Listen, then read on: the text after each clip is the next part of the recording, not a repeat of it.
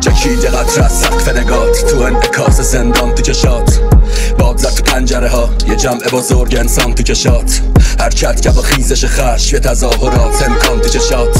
ارتش سرما عشق تو کش مرد کردستان تو کشات تا طلوع صبح بعد اعتراف تابی که خون خورشید و ریختن غروب قبل از زمین زرد شد نهال یخ ولی تو خاکو میخواستی واسه کشت آزادی واسه فریاد برهنه مادر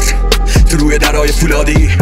مینه خشممون ترکی چکی توی سری جمع تو انفرادی ما فریاد زدیم خفگی مرز و آزادی زندگی تنگی زن رو زمستون و طلبی درخت بود ننوشتیم خفگی بز رو تو کف آسفالتی که داده با سنگ آغوش آوازه با جنگ با بوسه عشق تولد جنین آزادی تو قنداق تفنگ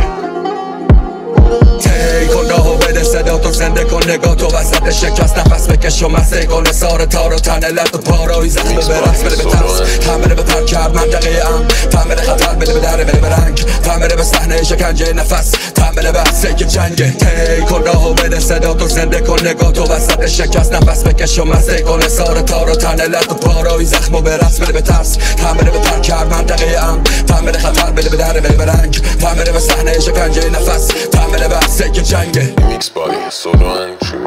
خنده های کودکانه مقر دوستی صدای نکره اون ته گفت نخم بگو سیب دستورا تیز درس خونا میخ به تخت سیب و گفتی دندونا ریخ گفت درکش نکنم اینو فرو کن توت شروع کن پروبش کن اینو فوق غروب کن زود ولی من تو این فضای تحت نظارت تجدید شدم تا واسه خودم وقت بذارم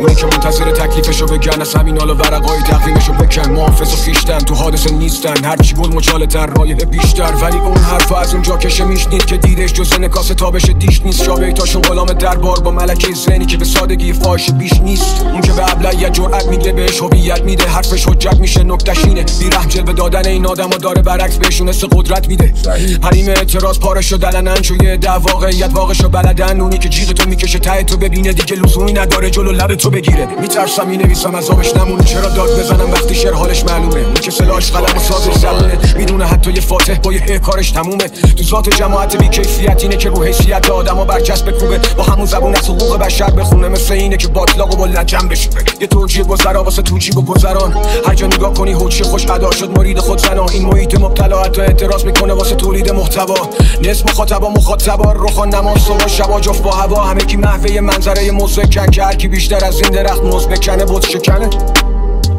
رسانه ها همه زردن تیترا میگن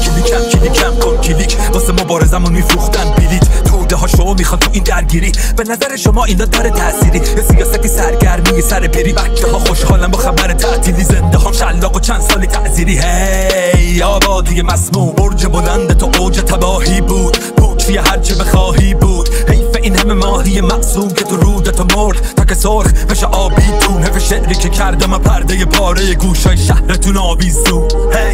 اما ما نمیریم بین اینو قول میدم بهت ازامونو میکنیم عید اینو قول میدم بهت نمیدونم کجا و کی با کیا و چطوری اما تش نمیگیم حیف اینو قول میدم بهت اما ما نمیریم بین اینو قول میدم بهت ازامونو میکنیم عید اینو قول میدم بهت کجا و کی با کیا و چطوری اما تهش نمیگیم حیف اینو قول میدم بهت